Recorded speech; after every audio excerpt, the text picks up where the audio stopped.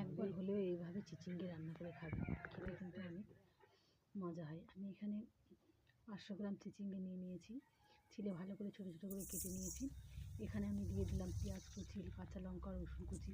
এগুলো আমি ভালো করে ভেজে নেব, নাড়াচাড়া করে ভেজে নেব। ওদিকে আমি চিচিঙ্গাগুলোকে ধুয়ে ভালো করে জল ঝরিয়ে দিয়ে দিয়েছি। চিচিঙ্গাগুলোকে ভালো করে ধুয়ে নিতে হবে। এখানে পেঁয়াজগুলোকে ভালো করে ভেজে নিতে হবে। এখানে পেঁয়াজে আমি দিব একটা ডিম ভেঙে, ডিমটা দিয়ে দিলাম। ডিমটা দিয়ে কিছুক্ষণ সময় নিয়ে নাড়াচাড়া করব।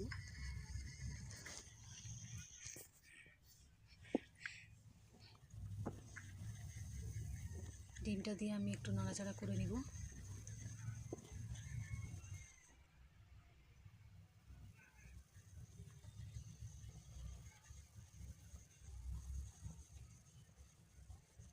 এখানে দিয়ে দিলাম আমি একটু ধনে গুঁড়ো, লঙ্কা গুঁড়ো, আর দিয়ে দিব হলুদ গুঁড়ো, একটু লবণ।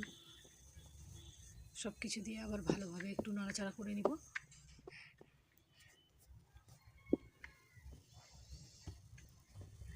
চিচিঙ্গাগুলো আমি ধুয়ে রেখেছি, এখানে এবার দিয়ে দিলাম। দিয়ে উল্টে পাল্টে ভালো করে নাড়াচাড়া করে নিব।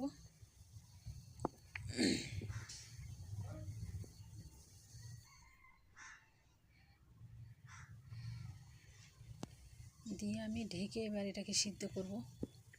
চিচিঙ্গে যে খান না সেও একবার এভাবে রান্না করে খাবেন, খেতে কিন্তু অনেক মজা হয়। এভাবে রান্না করে একবার অবশ্যই ট্রাই করে দেখবেন, খেতে ভালো লাগবে।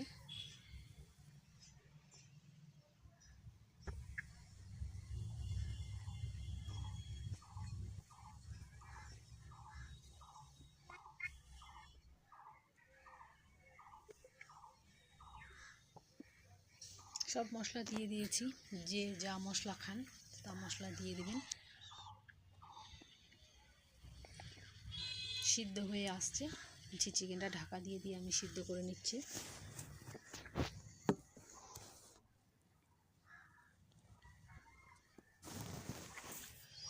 এটা হয়ে গেছে রান্না, দেখতে খুব সুন্দর হয়েছে।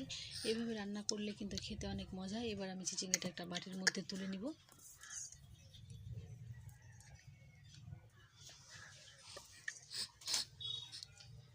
এইভাবে ভাজা করে খাবেন, খেতে কিন্তু অনেক মজা হবে। ভালো লাগলে একটি লাইক কমেন্ট করে দিবেন, পাশে থেকে চ্যানেলটিকে সাবস্ক্রাইব করে দিবেন।